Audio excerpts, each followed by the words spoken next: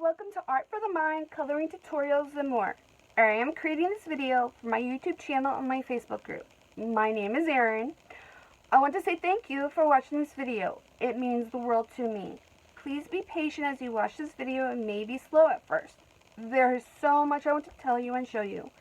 I am doing this video to introduce myself and to talk about my group and what I will be teaching in my videos.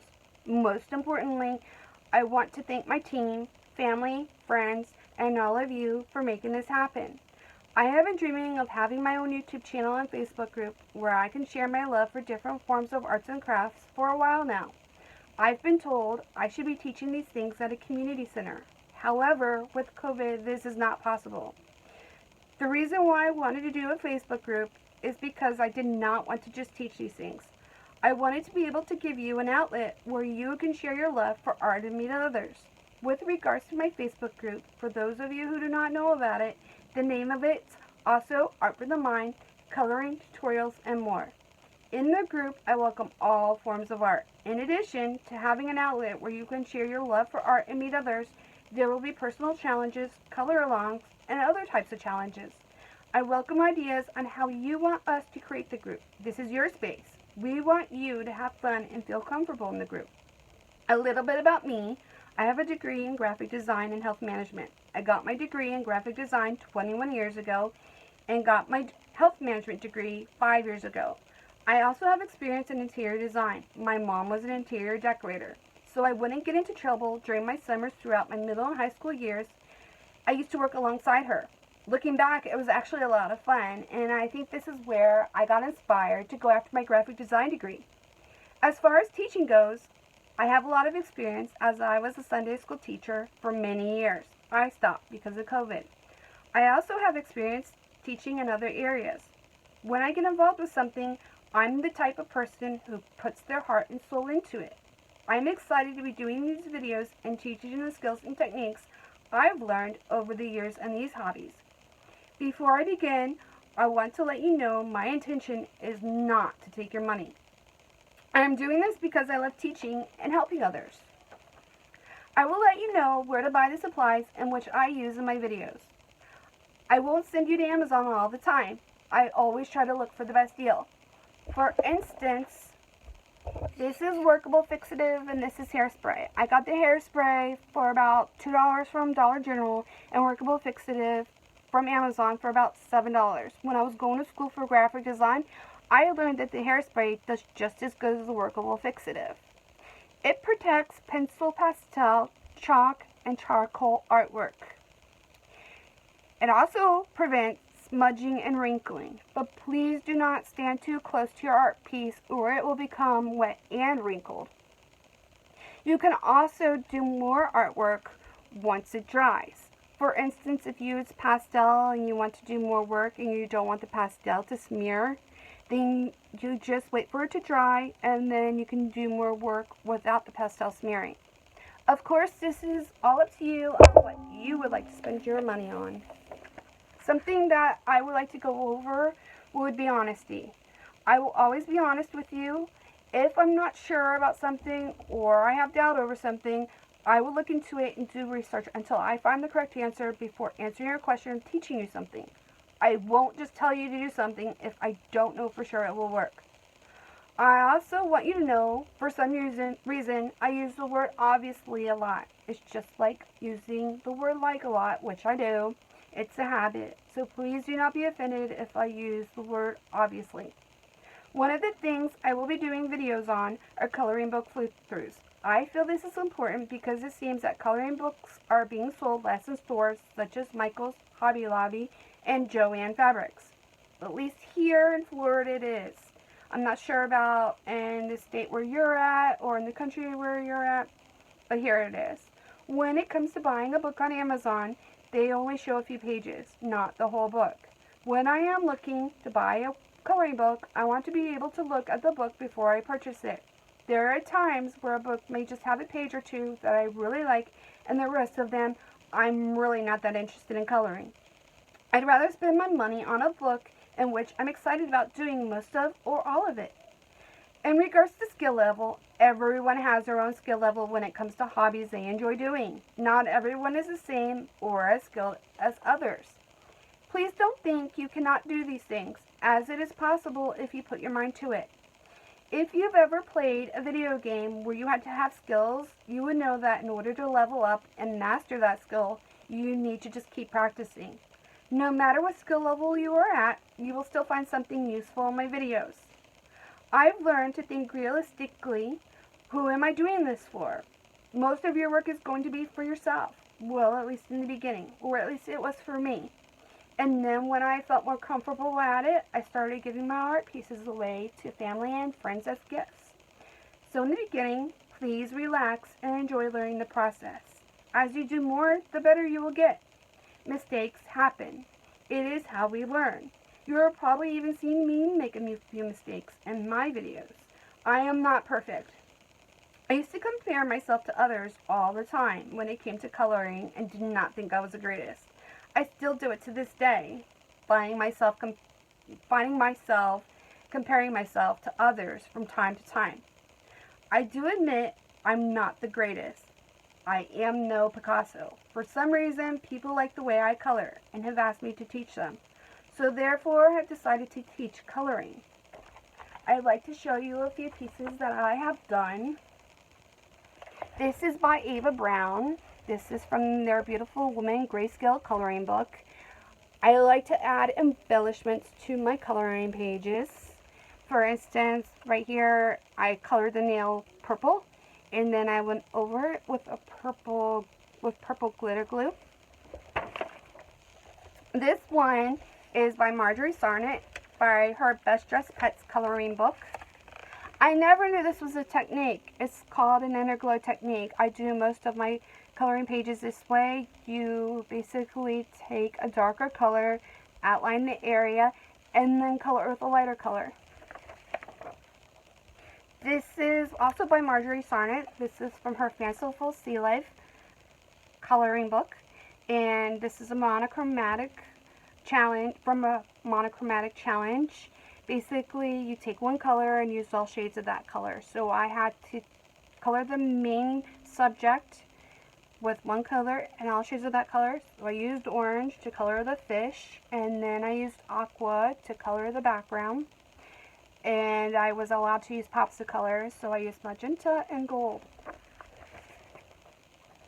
This is from New Creations, Teresa L. Davis, from her Christmas cards through the years. This is supposed to be a Christmas card. That's why it looks the way it does. So it's supposed to be like that. This is a grayscale. I used chalk pastel for the background and white paint pen for the snow. This is by Dawn Boyer from her Compass Roses coloring book. I used eyeshadow for the background. I think I used blue and aqua eyeshadow. I did not use just one silver colored pencil for the ring. I used different grays. And then this is by Thania McArdle. This is from her Color Christmas coloring book. I believe this is my first time using blue eyeshadow. Before I used to use pastel. I used white paint pen for the snow. This is another one by Thania McArdle from her Coloring Bliss, Follow Your Bliss coloring book. She has a Facebook group. In that Facebook group, she has color palette coloring challenges. You do not have to keep up with it. It's not for a prize. It's just to challenge yourself with the color palettes. And you can do them out of order if you want. She has the color palettes in a file section in her group. And I believe this is my first one, and I believe I did the one of the week. So I really like how that came out using the colors I was given. This is from Mariola Bedeck. This is one of her freebies. She has a Facebook group as well. This is a grayscale. I used different coloring pencils for the snow and for the tree, and I used white paint pen for the tree. This is by Color Questopia. This is from their Incredible Cats and Kittens coloring book. I used marker for most of it. The cat, I believe, was colored pencil. I was asked by friends, how do you stay within the lines? Because the white lines that you see, that's how it's supposed to be colored. A lot of people use colored gel pens to color in the lines. And I was asked, how do you not go into the white line? How do you keep it so perfect? Well, I don't keep it so perfect. I have a way to fix it from going into the white line. If I do, I have a way to fix it. So if you have Color Questopia books, please let me know in the comments if you want me to show you how to fix it. And I will be more than happy to do a video on that. So knowing that other people colored in the white lines, I love stained glass, so I thought copper would be perfect to color in those white lines. So I did that, and to me it did come out like stained glass. This is Joanna Basford from her Joanna's Christmas coloring book. I used blue eyeshadow in the back, white paint pen for snowflakes, and different colors, colored pencils for the snow. And I use glitter glue for different areas in the presents and the sleigh. This is when I did pastel for the background. This is also Joanna Basford, Joanna's Christmas coloring book.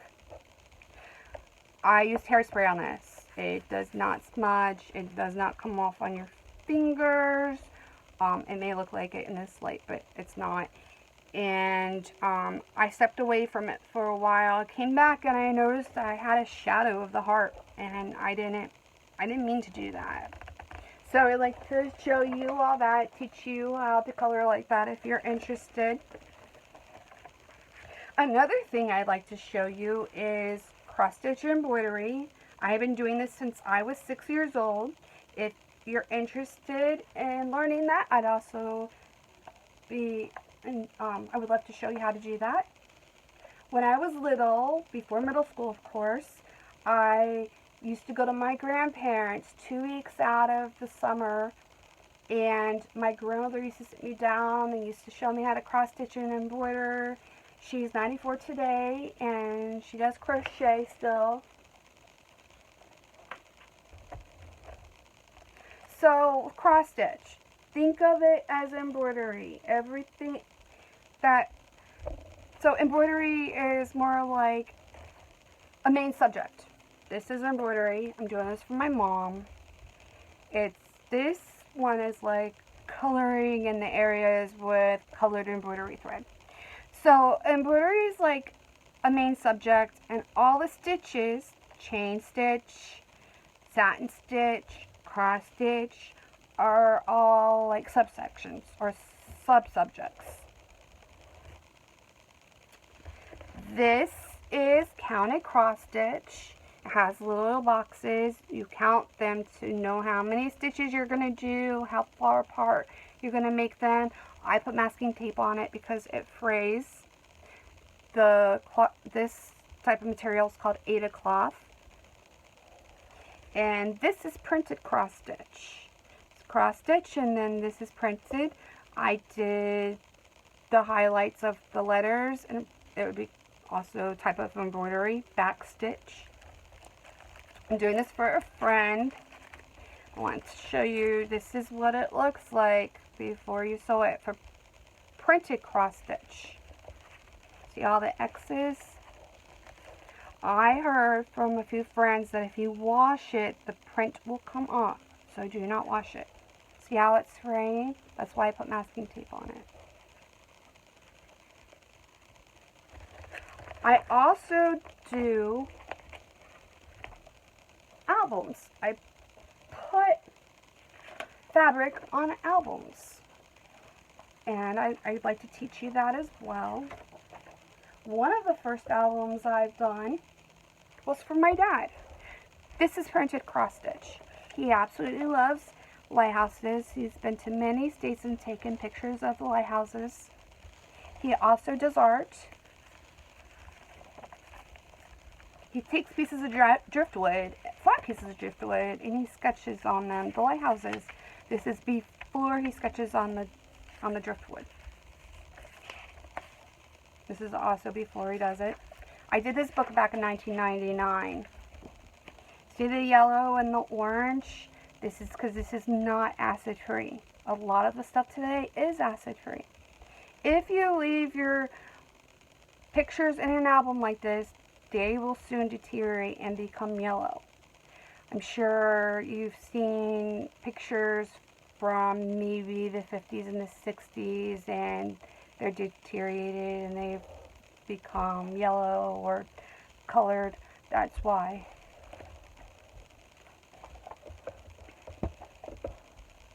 I did this book for my mom. I think she was trying to take it apart and see what she could do with it, because I designed this and I had it framed on her book.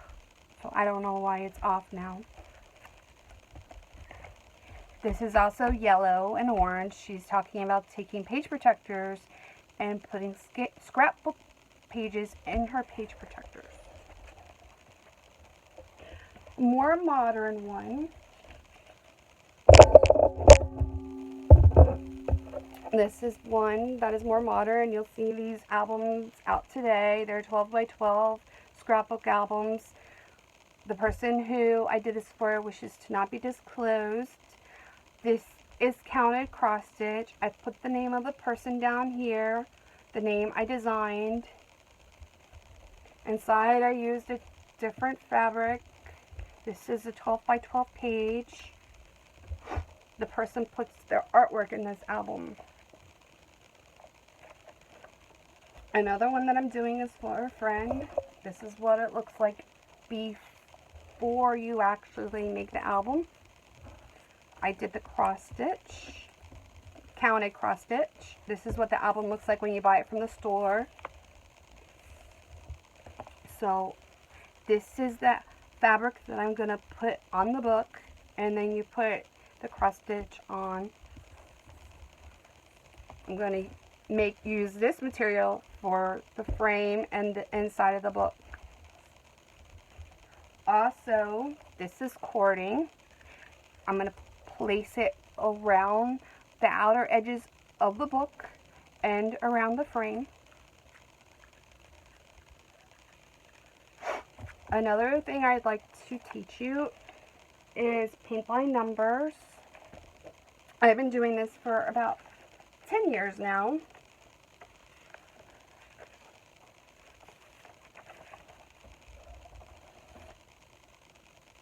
This is not paint by number. This is color by number.